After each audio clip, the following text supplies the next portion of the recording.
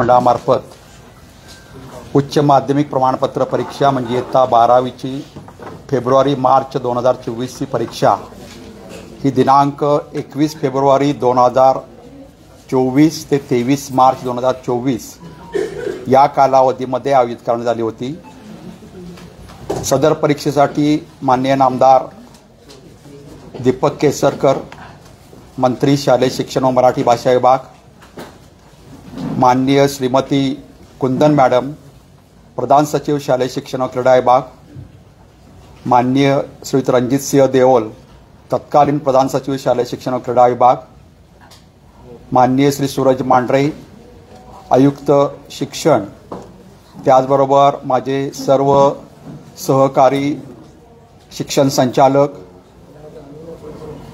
या परीक्षेसाठी सहकार्य लाभलेले मुख्य नियामक, परीक्षक, त्याचबरोबर सर्व संस्थाचालक, प्राचार्य, मुख्याध्यापक तसेच सर्व क्षेत्रीय अधिकारी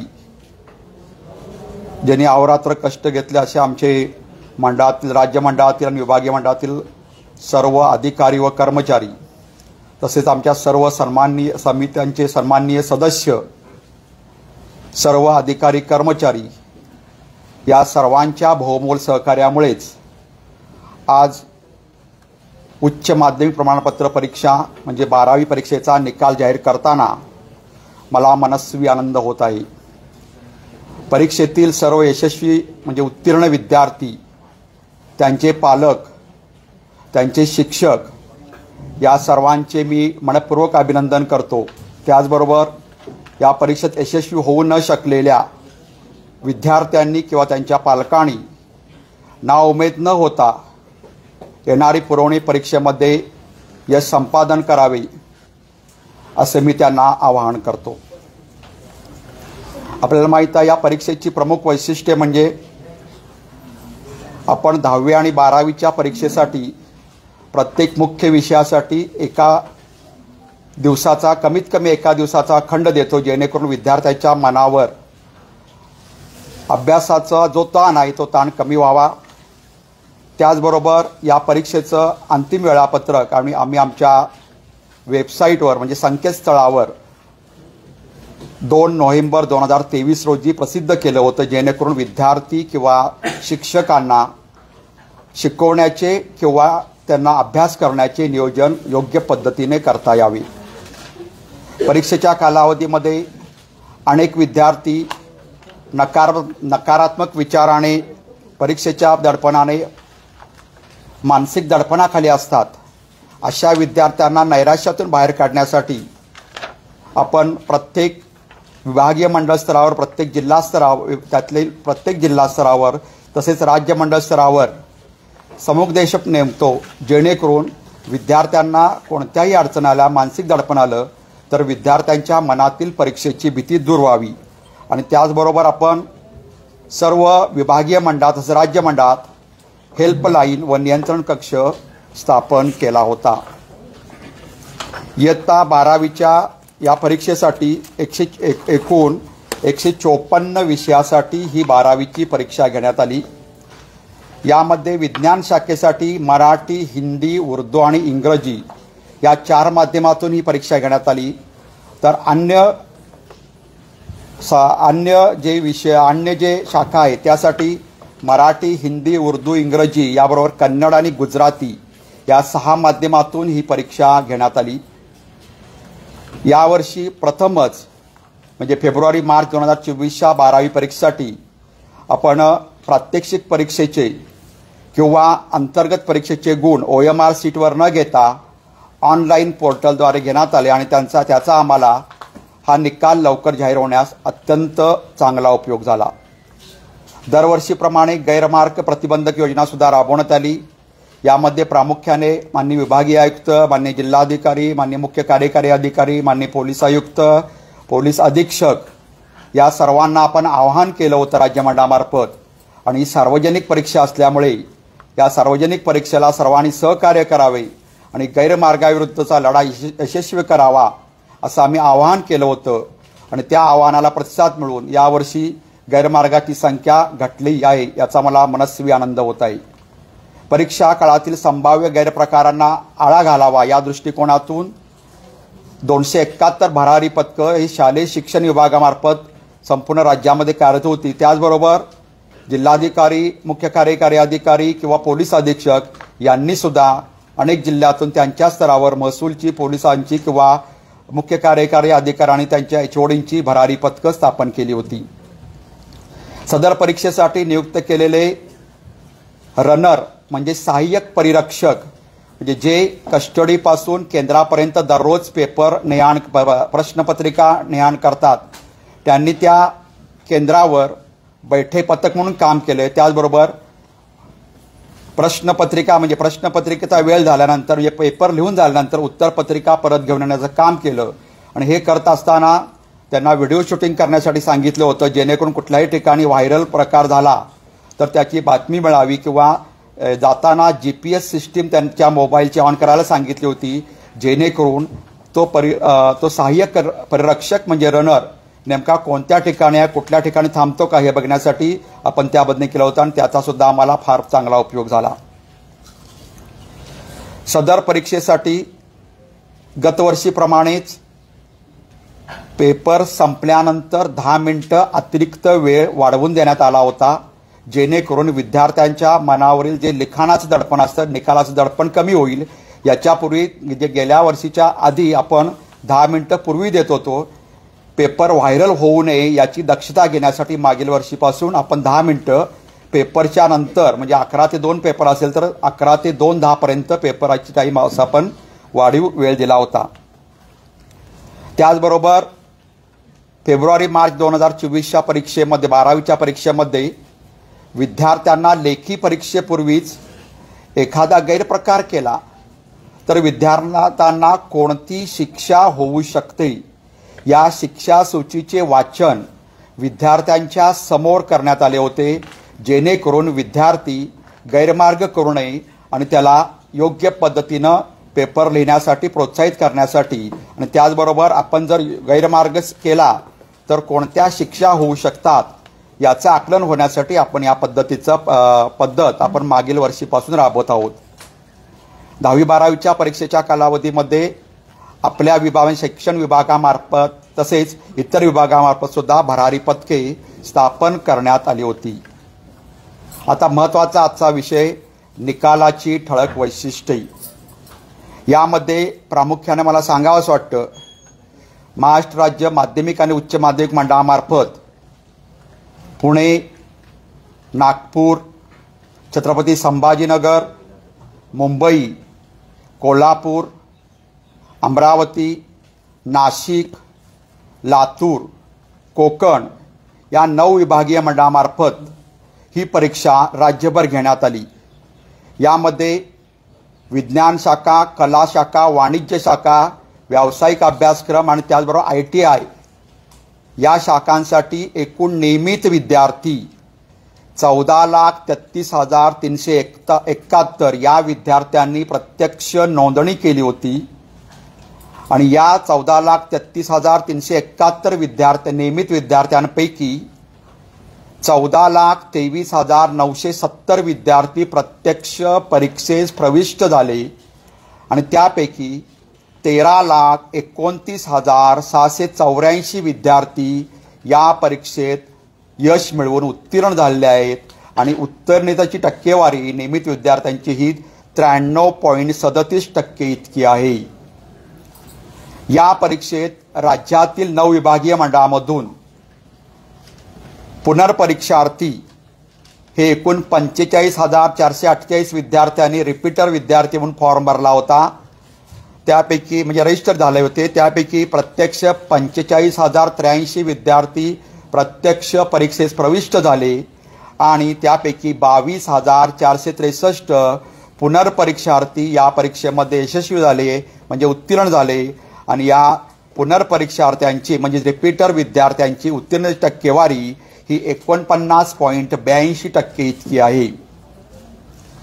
खाजगी विद्यार्थी म्हणून नोंदणी केलेल्या म्हणजे आपण त्याला 17 नंबर विद्यार्थी म्हणतो, जे आउटसाइडर बसतात तसे एकूण विद्यार्थी होते 41,362 एवढ्या विद्यार्थ्यांनी नोंदणी केली होती। त्यापैकी 40,795 विद्यार्थी प्रत्यक्ष परीक्षेत प्रविष्ट झाले आणि त्यापैकी 34,988 विद्यार्थी या परीक्षेत उत्तीर्ण झालेले आहेत आणि या खाजगी विद्यार्थ्यांची उत्तीर्णतेची टक्केवारी ही 85.76% इतकी आहे। या परीक्षेत राज्यातील 9 विभागीय मंडळामधून एकूण 7,032 दिव्यांग विद्यार्थी या परीक्षेस नोंदणी केली होती। त्यापैकी 6,986 दिव्यांग विद्यार्थी या परीक्षेस प्रत्यक्ष प्रविष्ट झाले आणि त्यापैकी 6,581 दिव्यांग विद्यार्थी उत्तीर्ण झाले आणि दिव्यांग विद्यार्थ्यांची उत्तीर्णतेची टक्केवारी 94.20% आहेत। दिव्यांग विद्यार्थ्यांना नेहमीप्रमाणे त्यांना सवलतीचे गुण देण्यात आलेले आहेत। असं एकत्रित मिळून यावर्षी 12वीसाठी म्हणजे नियमित विद्यार्थी, पुनर्परीक्षार्थी विद्यार्थी, त्याचबरोबर 17 नंबरचे विद्यार्थी, दिव्यांग विद्यार्थी असे मिळून 15,20,181 विद्यार्थ्यांनी नोंदणी केली होती। त्यापैकी प्रत्यक्ष परीक्षेला 15,09,848 विद्यार्थी प्रविष्ट झाले आणि त्यापैकी 13,87,125 विद्यार्थी या परीक्षेत उत्तीर्ण झाले आणि सरसकट जर टक्केवारी काढली म्हणजे सर्व मिळून तर ती टक्केवारी आहे 91.87% इतकी उत्तीर्णतेची टक्केवारी सर्व विद्यार्थ्यांची मिळून आहे। या सर्व विभागीय मंडळातून नियमित विद्यार्थ्यांचा आपण विचार केला तर नेहमीप्रमाणे कोकण विभागाचा निकाल हा सर्वाधिक असून तो 97.51% इतका आहे, तर सर्वात कमी निकाल मुंबई विभागाचा असून तो निकाल 91.95% इतका आहे। सर्व विभागीय मंडळातून नियमित मुलींचा निकाल हा 95.44% इतका आहे, तर मुलांचा निकाल 91.60% इतका आहे।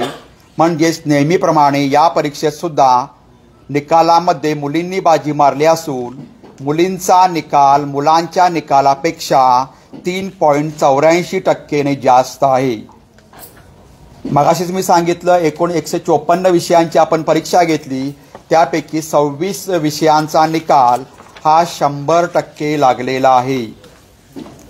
आपण जर 2020 पासून 2024 पर्यंतचा नियमित विद्यार्थ्यांच्या निकालाची टक्केवारी बघितली तर प्रामुख्याने आपण 23 आणि 24ची तुलना केली तर 23चा निकाल फेब्रुवारी मार्च 23चा 12वीचा निकाल हा 91.25% होता, तर या वर्षीचा फेब्रुवारी मार्च 12वीचा निकाल हा 93.37% इतका आहे।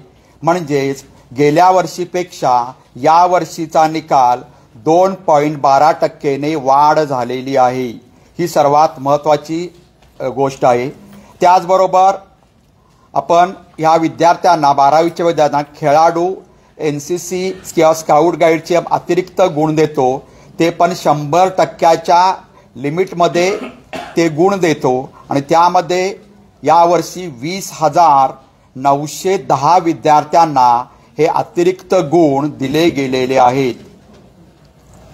श्रेणी सुधार किंवा गुणसुधार योजना आपल्याला माहीत आहे की 12वीला एखादा विद्यार्थी सर्व विषयात जरी पास झाला आणि त्याला अपेक्षेपेक्षा कमी गुण पडले तर त्या विद्यार्थ्याला क्लास इम्प्रूव्हमेंट स्कीम म्हणजे श्रेणी सुधार योजनेच्या अंतर्गत ही परीक्षा पूर्ण विषयात पास झाला असेल तर येणारी आमची पुरवणी परीक्षा जी जुलैमध्ये होणार आहे आणि त्याच्या पुढची परीक्षा म्हणजे मार्च 2025ची परीक्षा, या दोन्ही परीक्षेला किंवा दोन्हीपैकी एका परीक्षेला त्या विद्यार्थ्याला श्रेणी सुधार योजनेखाली त्या विद्यार्थ्याला परीक्षा देता येते जरी तो विद्यार्थी पास असेल तरी। आणि त्याचबरोबर ही श्रेणी सुधार किंवा गुणसुधार योजना देत असताना त्यानं पुढचा निकाल लागल्यानंतर म्हणजे जुलैचा किंवा मार्चचा निकाल लागल्यानंतर 1 महिन्याच्या आत आमच्याकडं विकल्प द्यायचा असतो की त्याला मागील परीक्षेचा म्हणजे या परीक्षेचा निकाल पाहिजे का पुढच्या परीक्षेचा निकाल पाहिजे आहे, त्याला कोणती संपादनूक पाहिजे आहे याचे त्यानं विकल्प राज्य मंडळाकडे देणे आवश्यक असते। आणि त्याप्रमाणे त्यांनी देणे आवश्यक आहे.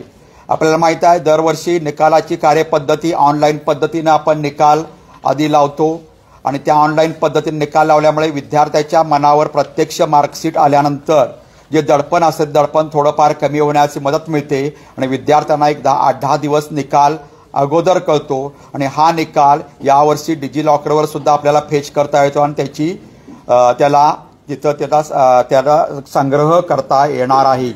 आणि त्यामुळं ऑनलाईन पद्धतीनं आज दुपारी 1 वाजता आम्ही दिलेल्या 6 संकेतस्थळ दिले आहेत त्या संकेतस्थळावर विद्यार्थ्यांना हा वैयक्तिक निकाल त्यांचा पाहता येणार आहे आणि त्याबद्दल त्या विद्यार्थ्यांना त्याची प्रिंट आउट घेण्याची सुद्धा सुविधा उपलब्ध करून देण्यात आली आहे.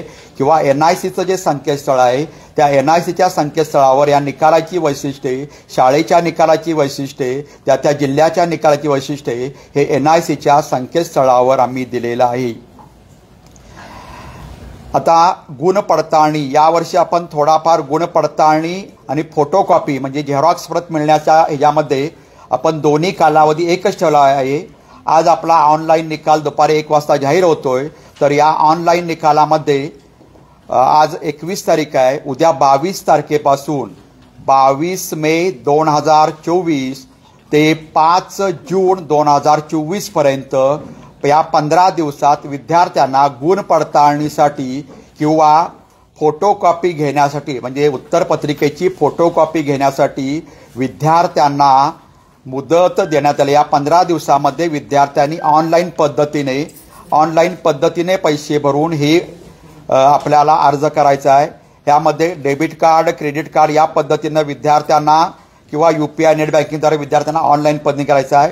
विद्यार्थ्यांना फोटोकॉपी घेताना मात्र विद्यार्थ्यांना प्रत्यक्ष ते घेऊ शकतात किंवा रजिस्टर पोस्टाचं ऑप्शन देऊ शकतात किंवा ईमेलद्वारे त्यांच्या मोबाईलमध्ये सुद्धा त्यांच्या ईमेलद्वारे सुद्धा त्यांना फोटोकॉपी मिळू शकते. आणि ही मुदत 22 मे ते 5 जून या 15 दिवसामध्ये बुधवार 22 मे ते बुधवार 5 जून या कालावधीमध्येच विद्यार्थ्यांना ही सवलत देण्यात म्हणजे ही मुदत देण्यात आली आहे. या कालावधीमध्ये त्यांना मिळू शकते. 2 मिनिट राहिलंय. विभागावर आकडेवारी मिळाली ना? हां देतो विभागावर आकडेवारी दिली तुम्ही लगेच जाणार. म्हणजे आम्हाला ज्या काही सूचना विद्यार्थ्यांना पोहोचवायच्या आहेत त्या प्रामुख्याने महत्त्वाच्या आहेत. विद्यार्थ्यांना फोटोकॉपी घेण्यासाठी 400 रुपये शुल्क भरावे लागते. तर गुण पडताळणीसाठी 50 रुपये शुल्क प्रति पेपरसाठी उत्तरपत्रिकेसाठी भरावे लागते. आता ज्या काही स्पर्धा परीक्षा प्रवेश परीक्षा किंवा स्पर्धा परीक्षा म्हणजे JEE नीट सारख्या परीक्षा आहेत या विद्यार्थ्यांना फोटोकॉपी करून देणे आणि त्यांचं पुनर्मूल्यांकन करण्यासाठी विभागीय मंडळांना लवकरात लवकर ते करून देण्यात यावे याच्या सूचना देण्यात येत आहेत. ऑनलाईन पद्धतीने घेण्यात येणाऱ्या परीक्षा म्हणजे IT आणि GK या या उत्तरपत्रिकेच्या सुद्धा झेरॉक्स कॉपी विद्यार्थ्यांना ऑनलाईन पद्धतीने मिळू शकेल. विद्यार्थ्यांना या निकालाच्या अनुषंगाने कोणतीही शंका असेल, कोणतेही त्यांच्यावर प्रश्न असतील यासाठी मार्गदर्शन करण्यासाठी विभागीय मंडळ स्तरावर आपण समुपदेशकांची नियुक्ती केलेली आहे. समुपदेशकांमार्फत विद्यार्थ्यांनी त्या समुपदेशकामार्फत आपल्याला काही शंका असतील, प्रश्न असतील तर त्यावर विद्यार्थ्यांनी विचारावे तेव्हा त्यांच्या पालकांना विचारावे. या परीक्षेमध्ये जे विद्यार्थी उत्तीर्ण झाले, यशस्वी झाले त्या विद्यार्थ्यांना, त्याच्या पालकांना, त्याच्या शिक्षकांना मी हार्दिक त्यांचं अभिनंदन करतो, त्यांना शुभेच्छा देतो. आणि जे विद्यार्थी या परीक्षेसाठी यशस्वी होऊ शकले नाहीत त्यांनी सुद्धा नावमेत न होता ही परीक्षा म्हणजे जीवनाची परीक्षा, अंतिम परीक्षा नव्हे. जीवनामध्ये परीक्षा आपल्याला खडतर परीक्षा द्यावी लागते. त्यामुळे आपण नावमेत न होता पुढील परीक्षेसाठी चांगली तयारी करून पुन्हा परीक्षेत प्रविष्ट व्हावे असं मी या विद्यार्थ्यांना आवाहन करतो. आता या निकालाची सर्वसाधारण माहिती आता मी सांगितलं. यामध्ये एकूण मुलांचा निकाल 91.60% आहे, म्हणजे मुलींचा निकाल 95.44% आहे आणि एकूण निकाल नियमित विद्यार्थ्यांचा 93.37% इतका आहे. त्यानंतर नियमित खाजगी विद्यार्थ्यांचा निकाल 85.76% आहे. रिपीटर कॅन्डिडेटचा म्हणजे पुनर्परीक्षार्थ विद्यार्थ्यांचा निकाल हा 49.86% आहे तर एकूण सर्व मिळून निकाल हा 91.87% इतका आहे. शाखावार जर निकाल बघितलाय म्हणजे आर्ट्स, कला, वाणिज्य, विज्ञान, व्यवसाय अभ्यासक्रम आणि ITI, तर विज्ञान शाखेचा निकाल हा 97.82% इतका आहे. कला शाखेचा निकाल 85.88% इतका आहे. वाणिज्य शाखेचा निकाल 92.18% इतका आहे. व्यवसाय अभ्यासक्रमाचा निकाल 87.75% इतका आहे. ITIचा निकाल 87.69% इतका आहे. तर एकूण निकाल 93.37% इतका झालेला आहे. आता प्रामुख्याने 9 विभागीय मंडळाचा जर निकाल बघितला तर मगाशी सांगितलं कोकण विभागीय मंडळाचा सर्वात जास्त निकाल आहे आणि तो निकाल दरवर्षीप्रमाणे कोकण विभागीय मंडळाने यावर्षी सुद्धा बाजी मारली आहे. 97.51%. क्रमांक 1ला कोकण डिव्हिजन मंडळ आहे. क्रमांक 2ला नाशिक डिव्हिजन 94.71% इतका निकाल आहे.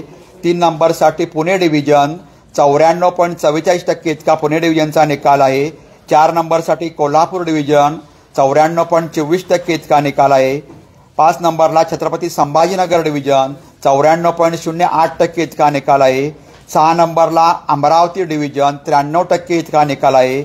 7 नंबरला लातूर डिव्हिजन 92.36% इतका आहे. 8 नंबरला नागपूर डिव्हिजन 92.12% इतका निकाल आहे. तर 9 नंबरला मुंबई डिव्हिजन 91.95% इतका निकाल आहे. म्हणजे एकूण जर सरासरी बघितली तर 90%च्या वर सर्व डिव्हिजन 91%च्या वर निकाल आहे. त्यामुळे सर्व डिव्हिजनचा निकाल अपेक्षित असाच लागलेला आहे. आता या निकालाची गुणवत्ता काय आहे हे प्रामुख्याने महत्त्वाचं आहे. म्हणजे आपला निकाल एकूण नियमित विद्यार्थ्यांचा निकाल 93.37% इतका लागलेला आहे. त्यामध्ये विशेष प्रावीण्यासह प्रथम श्रेणी प्राप्त केलेले विद्यार्थी आहेत 1,90,570 75% किंवा अभाऊ.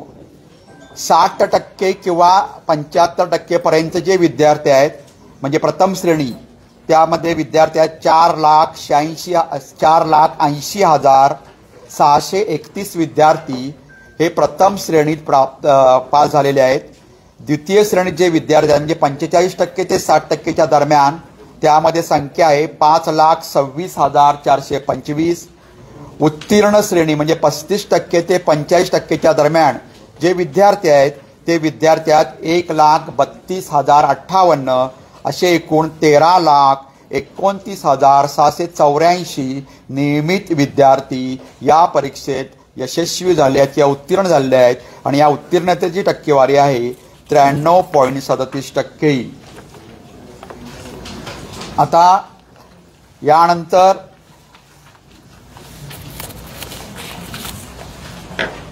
मंडळ विभागने तुम्हाला सांगितलेलं आहे. आता या परीक्षेत झालेले गैरप्रकार एकूण प्रविष्ट विद्यार्थी 15,09,848 सर्व प्रकारची मिळून. तोतेगिरी एक सुद्धा प्रकरण 12वीच्या परीक्षेमध्ये यावर्षी राज्यामध्ये घडलेले नाही म्हणजे डमी विद्यार्थी. प्रत्यक्ष परीक्षेत कॉपी केसेस झाल्या 313. यामध्ये पुणे विभागीय मंडळात 72, नागपूरमध्ये 12, छत्रपती संभाजीनगर 143, मुंबई 12, कोल्हापूर 0, अमरावती 17, नाशिक 21, लातूर 29 आणि कोकण 7 असे 313 प्रत्यक्ष पेपर लिहिताना कॉपी करताना झालेले प्रकार 313. त्यानंतर परीक्षक किंवा नियामक पेपर तपासत असताना त्यांना जे त्यामध्ये जे काही आक्षेपार्ह आढळलं त्या अशी प्रकरणं आहेत 139. म्हणजे त्यामध्ये परीक्षेत पास करण्याची विनंती करणे, धमकी देणे किंवा अन्य कोणतेही काहीतरी आक्षेपार्ह लिखाण प्रत्यक्ष उत्तरपत्रिकेत करणे अशी प्रकरणं आहेत 139. असे एकूण 452 प्रकरणं झालेली आहेत आणि याचं शेकडा प्रमाण एकूण प्रविष्ट विद्यार्थ्यांच्या 0.03% इतकं आहे. या परीक्षेमध्ये प्रामुख्याने जे काय परीक्षा संचलनासाठी 43,435 लोकांनी प्रत्यक्ष काम म्हणजे एकूण महाविद्यालय सगळं बघता 43,435 प्रत्यक्ष ब्लॉकवर काम करणारे वेगळे म्हणजे साधारणतः 1.5 ते 2 लाख शिक्षक आणि सर्व कर्मचारी म्हणून प्रत्यक्ष काम करत असतात. आता यामध्ये पुढचा मुद्दा आहे तो म्हणजे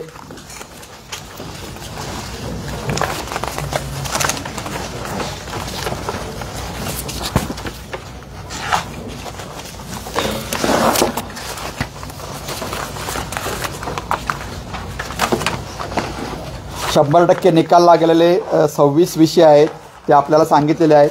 हे विषय शक्यतो मायनर विषय आहेत, म्हणजे फार महत्त्वाचा विषय त्यामध्ये असला कोणताही नाही. आणि त्या पद्धतीनं हा निकाल आपण जाहीर केलेला आहे. दुसरा मुद्दा 0 ते 10% अशा पद्धतीचं जे आहे, म्हणजे कुठल्या किती महाविद्यालयांचा निकाल 0 ते 10%, 10 ते 20%. यामध्ये जर बघितलं किती पानावर आहे ते आहे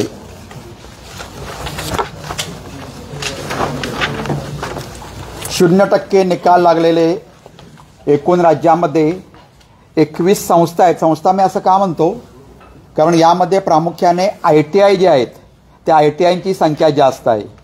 त्यामध्ये पुणेमध्ये 3 कॉलेज, नागपूरमध्ये 10, छत्रपती संभाजीनगर 3, मुंबई 2, कोल्हापूर 0, अमरावती 2, नाशिक 0, लातूर 1 आणि कोकण 0 असे 21 महाविद्यालय किंवा आमच्या हायस्कूल अटॅच ज्युनियर कॉलेज किंवा आहेत. 21 मध्ये प्रामुख्याने 7च असे आहेत की प्रत्यक्ष ते कनिष्ठ महाविद्यालय आहेत.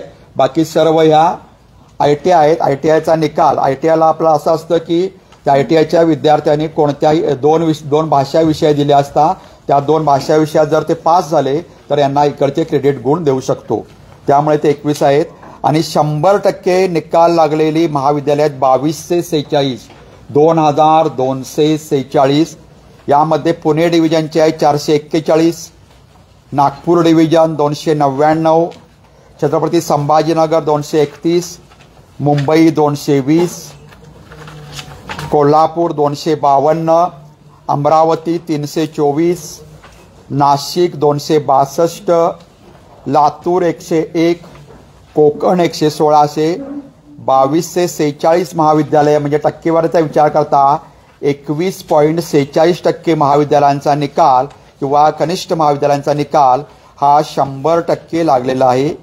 90 ते 99.99 पर्यंत म्हणजे 90.01 ते 99.99 पर्यंत राज्यामध्ये 5167 महाविद्यालय ज्यांचा निकाल किंवा कनिष्ठ महाविद्यालय ज्यांचा निकाल 90.01 ते 99.99% इतका लागलेला आहे.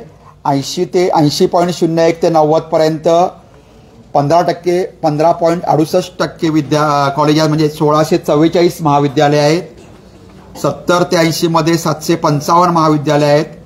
60 ते 70 मध्ये 332 महाविद्यालय आहेत. 50 ते 60 मध्ये 139 महाविद्यालय आहेत.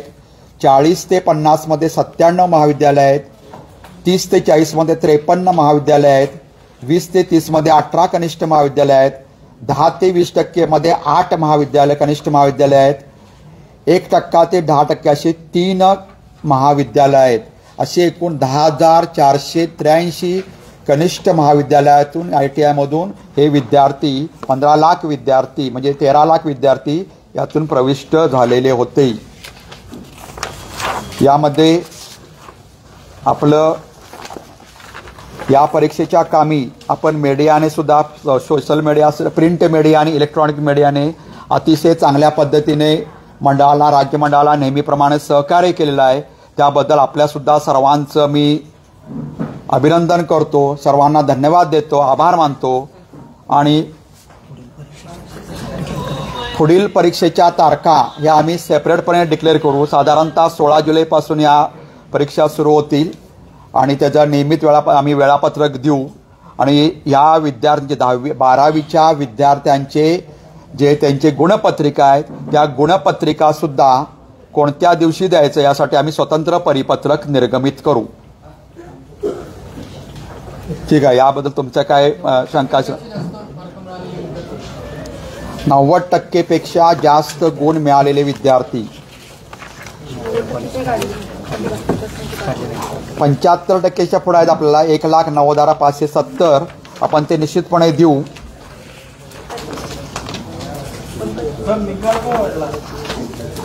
नाही, निकाल मागच्या वर्षीपेक्षा 2.12% वाढलेला आहे. प्रत्येक ह्याच्यामध्ये निकाल कमी जास्त 2-3% होऊ शकतो. त्या बॅचवर अवलंबून असतं.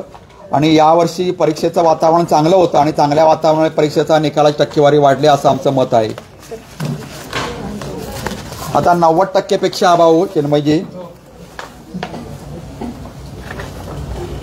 8,782 विद्यार्थी आहेत. 90 आणि अभाव.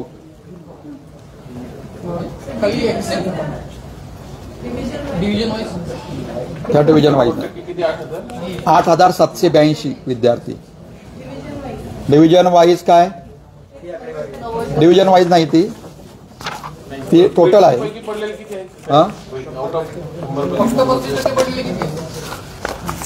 100%ची एक विद्यार्थिनी आहे. त्याचं मी आता नाव घोषित करू शकत नाही कारण पर्सनल निकाल 1 वाजता विद्यार्थ्यांना मिळतो. खरं ती औरंगाबाद विभागातली आहे, छत्रपती संभाजीनगर विभागातली विद्यार्थिनी आहे, कॉमर्स शाखेची विद्यार्थिनी आहे. 1 वाजता तुम्हाला त्याचं नाव कळेल.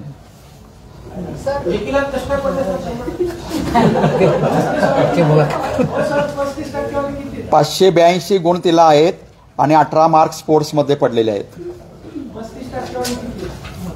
35% वाले विद्यार्थी आम्ही काढलेले नाहीत.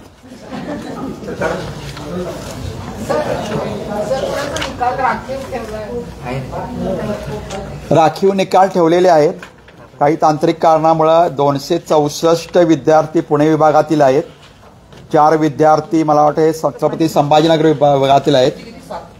264 पुणे विभागातील विद्यार्थी आहेत आणि 4 विद्यार्थी छत्रपती संभाजीनगर विभागातील आहेत.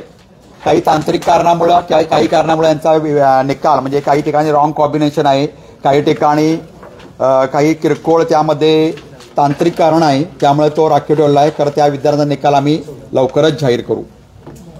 एक्सेप्शनल केस काही आहे का? म्हणजे एसपी कॉलेजने यावर्षी अंध विद्यार्थ्यांची परीक्षा कम्प्युटरवर घेतली होती, तसं राज्यात अजून कोणी केलं होतं? नाही, फक्त एसपी कॉलेजनं दिलं होतं. त्याप्रमाणे त्यांना आपण परवानगी दिली होती आणि त्यांनी ती घेतलेली आहे. म्हणजे राज्यमंडळाची परवानगी घेऊन त्यांनी केलं होतं.